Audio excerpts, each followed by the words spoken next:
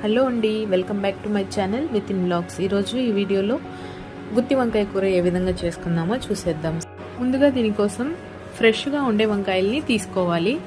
ఇక్కడ నేనైతే ఒక ½ కేజీ వరకు మా తోటలో నేను హార్వెస్ట్ చేసిన వంకాయలు తీసుకున్నాను.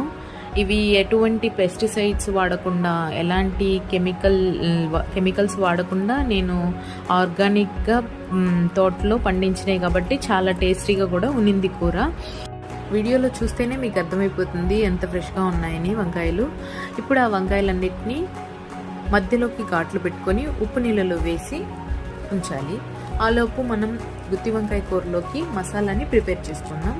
ముందుగా స్టవ్ మీద ఒక ప్యాన్ పెట్టుకొని అందులో ఒక 2 టేబుల్ స్పూన్ల పల్లీలు, అందులోనే ఒక 2 ఇంచుల ఎండు కొబ్బరి వేసి మీడియం ఫ్లేమ్లో బాగా వేయించుకోవాలి.